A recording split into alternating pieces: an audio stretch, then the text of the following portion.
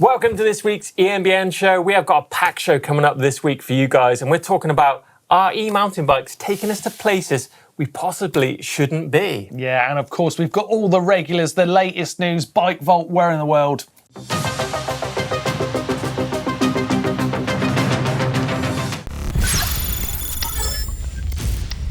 Yeah, it's looking a great show, and of course I'm joined by the great Martyn Ashton. How are you doing, Mark? You right? I'm all right, thank you. Yeah, recently been ordering a new e-bike. Oh, great. So I'm right into the e-bike world at the moment. Nice, can't wait to see you rolling on two wheels with a bit of electric power.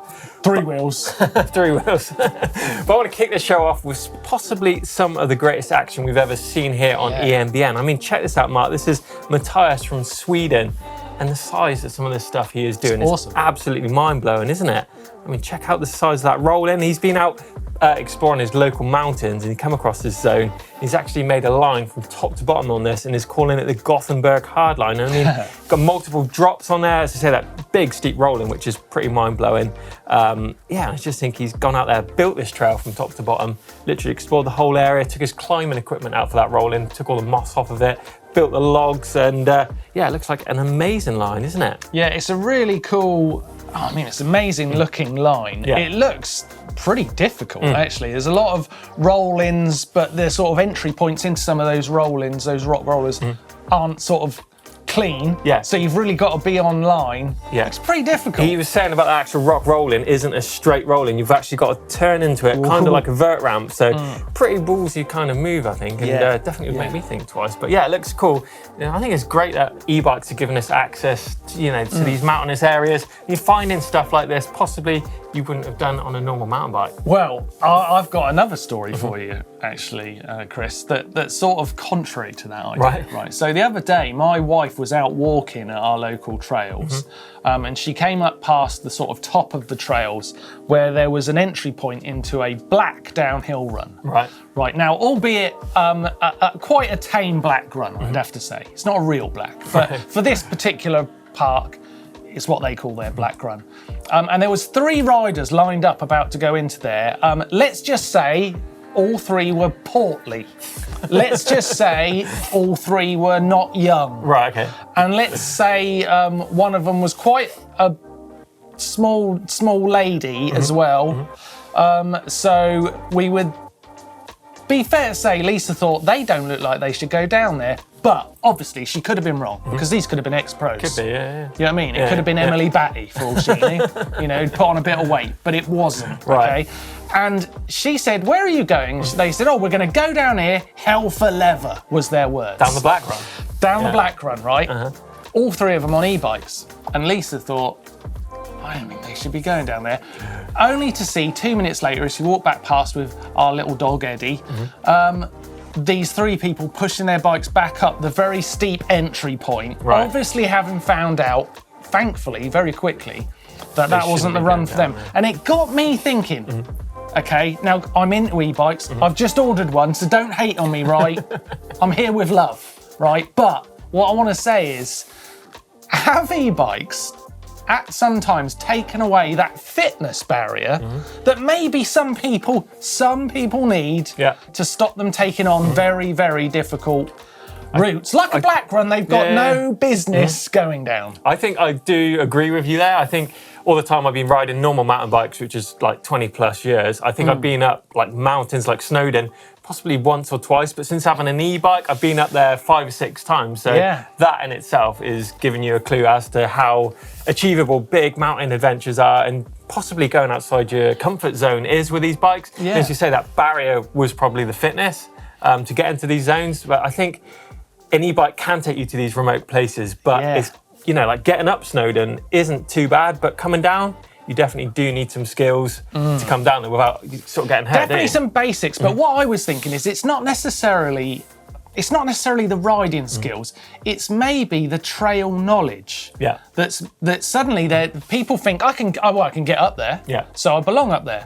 But maybe these people didn't even know what a black run meant. No, exactly. That's the kind of level they looked like. They didn't even know what black run meant. And it's maybe not riding skills, it's trail etiquette, trail knowledge. Maybe just the bikes are taking people and you know, people just need to get a bit of new riders need to get a bit of knowledge about what the trails might have in store for them, because you don't want to find out when you're going hell for leather down a black run. I think the kit that you take on these big adventures as well, like as you say, an adventure is super easy on an e-bike, but all the kit, you know, the weather, the waterproofs, the spares you've got to take, there's a lot of kit, and I think sometimes you are getting that easy sort of key to the door to get out there without learning the basics really, and it can be quite dangerous, I suppose, can't it? It's tricky. So I'm afraid e-biking is cancelled. But let us know down in the comments any adventures that you have done, or possibly anything you've got into a bit out of your, you know, out of your depth. Love to hear those stories. Get involved down below. Right, it's time for a bit of news, and we're going to start this off with a little bit of a quiz for Martyn Ashton here. Well, we've got a company called Reserve Wheels who've just launched a Fillmore valve, which is their new take on a Presta valve. But I want to know, Martyn, what's the difference between a Presta, a Schrader, and a Woods valve? A Woods valve? Yeah, I've never heard of a Woods valve. That's one. Okay, so a Presta, I can never remember this. The Presta is the car one. No, the Presta's not the car one. No, you need to get off the set, I'm afraid. Cancelled. Yeah, so Presta is the skinny road bike one. Schrader is the car type one. And Woods is kind of like a mix of the two. It's like really old school valve, which is like Schrader thickness. Why don't they just call it car type one? Don't know. That would really help me.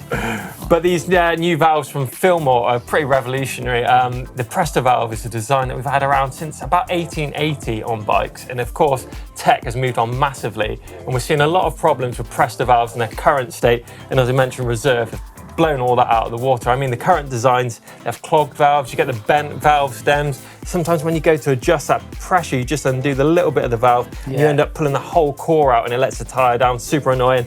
So it's got 3 times the amount of airflow through the valve. There's no need for a booster pump to seat those tubeless tyres. It won't clog with sealant, and the valve core is never going to come out when you adjust the pressure. And the cool thing about this is that the valve cap is actually the valve core. So you press the valve cap, you unscrew the valve cap, press it down, much like you do on an old school Presta one to adjust that pressure. It really is cool.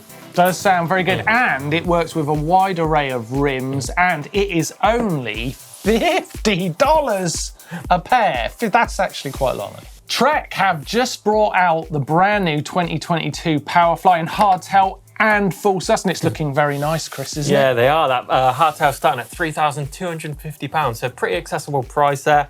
Shimano drivetrain on there, 500 watt-hour battery. You've got that Bosch Performance Line CX motor, 120mm Suntour fork up front, and 29-inch wheels for those larger sizes of the bikes. And the smaller ones have actually got 27.5, so catering for a wide range of riders. And then they've got obviously the full sus version of the Powerfly too, Mark, haven't they? Yeah, I really love the look of the Powerfly. It's full sus, actually. I really like it. It's got a great sweeping line on it. I like very cool. I was going to say, I like the way the shocks mount behind the seat tube as well. It looks pretty cool, doesn't it? Yeah. That's 100mm travel on the back of that, 120mm up front. Again, Bosch Performance Line motor, 500 watt-hour battery on the entry-level bike, but you do get that 625 watt-hour on the more expensive models, and it's 29-inch wheels and a full Shimano drivetrain, and they are kicking off at £4,050. So yeah, some nice looking bikes there. Very cool. I have actually got a quick question for you, Chris, about this bike. So if I'm looking at this right, being a bit of an e-bike noob, okay, right, are they able to put that shock behind the seat post, because the motor and bottom bracket position of the e-bike is essentially not affecting the chainstay length as much as it would have done on a normal bike? Because you don't see the shock behind the seat post on many bikes. No, it looks really cool. I like the way it's tucked away, isn't it? It's kind of, is it bold bikes, isn't it? The mountain bikes that have got that hidden actual shock. So maybe we'll start seeing that kind of design creeping into e-bikes as well. But yeah, it's a cool looking bike, isn't it? And that paint job as well is amazing. Yeah, looking fresh. Now, as you know, Steve Jones is a big fan of wellies when that bad weather hits, but POC looks to have taken things to a new level with these waterproof dungarees. Now, what do you think about these, Mark? I know you are. I love them. I literally love them. I need a pair of these. Being Mr. Wheelchair Man, these would be absolutely invaluable out on the trail. I could ride in these all day. POC, if you're listening, please send me a black pair. Please, size large. But yeah, I think they look really, really great. They've got so much adjustment on them. They've got loads of zips. They're easy to get in and out of for once it gets really, really muddy and, you know, it's actually covered in mud and it's just a great big mud ball. You can just zip on out of it. Exactly, it does look good. Loads of tech features to stop you boiling up in them as well. It's sort of fully breathable. Of course, you can fit body armour underneath them. It does tick a few boxes. I don't know, but I think the price of these things is pretty eye-watering as well. $500 for these things. Like, that's pretty expensive for a set of dungarees, right? $500 is a lot of money, but they do look good, Chris. They really do. I want some. Get involved in the comments what you think about these dungarees, yes or no. Right, let's talk about the shop just for a moment, Chris. It's one way that you guys can really support the channel, help us make videos, and you can get some amazing kit like this. Well, we've got the Varsity hoodie in green, very nice. Good, that's the outline one. And the Adventure tee that Chris is wearing there in cranberry. Yeah, and we've got loads of tech stuff in there, loads of new riding kit as well. Winter hats, you name it, it is in the shop. As Martyn mentioned, it is a great way of supporting us. So get in there, check it out, and get loaded up for Christmas. Busy week on eMBN this week. Chris, what have we got coming up? On Friday, we've got how to brake effectively. All those things that you do on your e-bike and the things that affect it the most. Yeah, on Sunday, it's how slow are e-bikes with the motor off compared to an eMTB. You're about to do that one this afternoon, aren't you? Yeah, it's going to be a hard day out, I think, that one. It's going to be tough. And on Monday, we've got how to fit an e-mountain bike into absolutely any car, no matter the size. We're giving you tips on how to get to the trails pretty easily. Right, it's time for comments from all the latest videos we've done here on eMBN. And Steve did a recent one about how to turn your e-mountain bike into a smart bike. Yeah, some great comments. I'm going to start off with this one from Ruprecht, 1979. He says, my issue with this type of tech is that the pure fun and sense of freedom of being on a bike outdoors can become more about monitoring your health, heart rate, cadence, etc. I have a Purion display and a Garmin Edge 130 for navigation, and that's perfect for me. If you want to monitor everything via tech, just get a Peloton. Oh, that's harsh. It is, isn't it? That's harsh. I think you can get lost sometimes in those displays, can't you? End up riding down the trails, looking at all that information, and it does take that away. And I think Jim Williamson is pretty much saying the same things. He says, I really like my Specialized. It's got no display at all, very stealth. Only a few lights on the top tube is all you need. And I think it's got it there, hasn't it? Battery levels and... That's pretty much all you want to know is how much juice you've got left. But the smart bike is for some people. I got to be honest, I quite like the being out when I'm not on my bike and it's in the garage in the evening. It's quite fun to go on the app then and then look at what you did in the ride that day or what you're hoping to do in a ride coming up. And lastly, we've got this one from Dean Wilson who says, as for displays, it depends on how you're riding. For example, if you are routing a new destination and you don't know the way, you might need some sort of navigation on a screen. Or if you're jumping an eMTB or out on a trail, you probably aren't looking at a display. You're probably looking at where you're going. You may also, for instance, if you're out on like a fitness ride, want to see some of your health data. So there are times when you need it and times where you don't, obviously. But yeah, it's a good point. Sometimes it's just not the right thing for the job. Totally depends on the discipline you're doing, and that's the great thing about an e-mountain bike. It can tell you everything or it can tell you very little. But yeah, nice. Right, we've been sent in this great line from Scott, but it is of his friend Steve riding this pretty tricky line, Chris. I tell you what I'd be really worried about on this line. Look, he's doing it really well, he's doing it at good speed, but he's having to negotiate these routes that are at an angle, and these routes are screaming, please slide my front wheel off down this hill, please. And he gets through that really great. It is definitely some slippy looking rock, probably lime. Definitely is, isn't it? Tricky little run that, but he does it very well, competent. Piecing it together, as you say, those roots want to take you, if that doesn't grab you, I think those rocks could definitely be trying to take your wheels out. But just smashing down it, I think the weight of that e-bike, good technique, it's got it absolutely dialed. But as always, if you want to get featured on the show, any riding, any pictures, make sure you use that upload service, and details for that are up on the screen now. Right, it's time to go for where in the world to see where you guys have been riding your e-mountain bikes all over, and what we got to kick off, Mark. Well, we've got a fabulous photo to start from David of his Santa Cruz Bullet, Salt Lake City. Did this epic climb near the state capitol building, Salt Lake City, with my neighbour who recently purchased an intense taser. Nice. You can see the Great Salt Lake in the background. Yes, you can. You can. It's absolutely amazing. It looks like an incredible place to ride. And I can see also in the background, someone looks like they're pushing a bike up that hill. You see that just in the background? Not acceptable. We've got this great shot here from Kelvin. He's out in Las Vegas in Nevada. He's got an All-Bear Wild FS. One of the advantages of an e-bike is you can go far and high on your lunch break. Imagine going out there for your lunch break. That's pretty good, isn't it? That? Amazing, I like that a lot. Really great shot here from Tim, Specialized Canevo in I don't know how to say that, Valpolicella? I think so, yeah. Valpolicella in Monte Pastello in Italy. We've ridden these hills for 10 years with enduro motorcycles, now with e-bikes. Look at that. E-bikes taking you up, using a bit of battery power and a bit of steam of your own. Great. I'm seeing that quite a lot, actually. A lot of enduro riders I see switching across to e-bikes. I think this great thing about this is you get to go to those same areas, but as this guy mentioned, he doesn't you get a lot of hate from the public, I think, on enduro motorbikes, don't you? Especially in amazing areas like this, but that e-bike just takes you up there nice and silent. Big question though, Chris, is now that Tim's got up there, is he good enough to get down? That's the chat point of this. Yeah, I like it. Nice. But as always, keep those pictures and videos coming into us here on EMBN. Love to see where you guys are riding your bikes.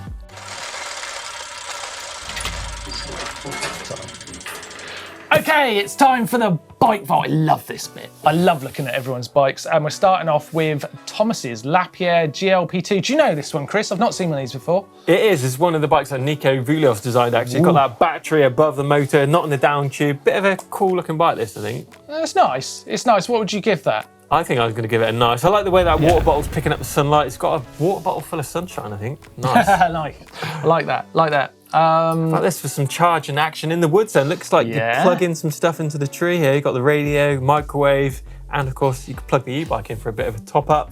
So this is Chris. He's out for a lunch stop in Cascade Trail in Victoria in Australia. Opening weekend of the Cascade Trail.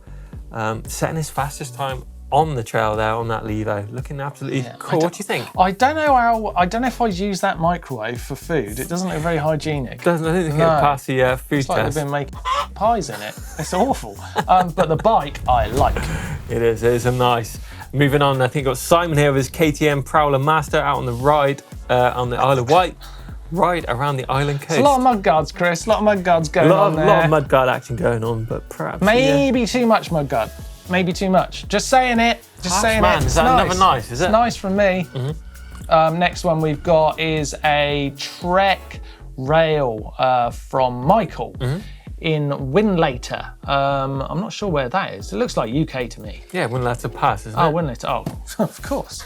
Yeah, I really like this. I really like this one a lot. This is probably my favourite so far. It is. Good autumnal colours, and I think it matches the bike's paintwork pretty good as well, doesn't it? It's got to be a super nice for that one. Then we have Grady here. He's out in Nelson, New Zealand, and a Merida E160 with an E8000 motor, escaping from work for that early afternoon ride. And why wouldn't you with a spot like that to ride in? Bit silhouette-y. It is. Bit silhouette-y. Lost a lot. Nice blue sky, but we lost a lot of the colour of the bike. So nice on that. Next one is quite interesting actually. Orbea from Reginald. This has got one of those cool shocks on the back. Yeah, doesn't it? Blake coil shocks. It's really nice actually. It is. He's been out night riding until his battery died, and I'm sure he got some miles in on that bike. It feels like this picture, Chris, has been taken with an old camera. I don't know, something going on. I think it's the light, isn't it? I think you say he's out night riding, just getting that kind of dust shot going on. Yeah. Next one is from Ashley. He's got a 2021 comp, Levo comp, and a Canevo as well, out in Studland. I think, isn't that Frank's tank from like that trials area? I think I've ridden over this tank myself on a motorbike, possibly an e-bike. Have you been there? It's like a disused quarry. I haven't been here. I like the look of Frank's tank. I'm not sure which bike I'm liking or disliking. Which one are we talking about? We're talking about both of them. I think that Canevo. There's a lot of bikes to talk about. Canevo's looking good. They're both looking bike. I think that's got to be a nice from me on that shot, and a super nice for Frank's tank. It's good to see that in this show. And the last bike we've got is from Richard. He's got an Orbea Rise. He's out in the chalk pits on the South Downs, riding in the woods as the hail is hurting. So yeah, out there. Chris, would you ever match your mudguard with your grips? Don't know, it's a bit of an odd one, isn't it? And the front hub, isn't it? Just a question I'm got asking. The stem and the front hub all matched as well. Yeah. I think it's a nice looking Not judging, shot. just saying. Would you do it? Don't know, not into that. But yeah, nice. But as always, love to see all your bikes here on the Bike Vault. Getting a super nice or a nice Get Involved user upload service. But that is it for this week's show, isn't it? It was fun. Thanks for having me on, Chris. I love looking at the e-bikes. I do feel a little bit bad as we're going through the Bike Vault, because who are we to judge? Who are we to judge? What difference does it make what we think? But it's fun to look at them anyway. Definitely. Well, get involved in the comments about whether you think e-bikes are taking us to places maybe we shouldn't be, or maybe we should be. Let us know. Give us a thumbs up if you enjoyed it. Make sure you subscribe to us here on EMBN. And whilst you're there, check out the merch shop for all the cool new stuff.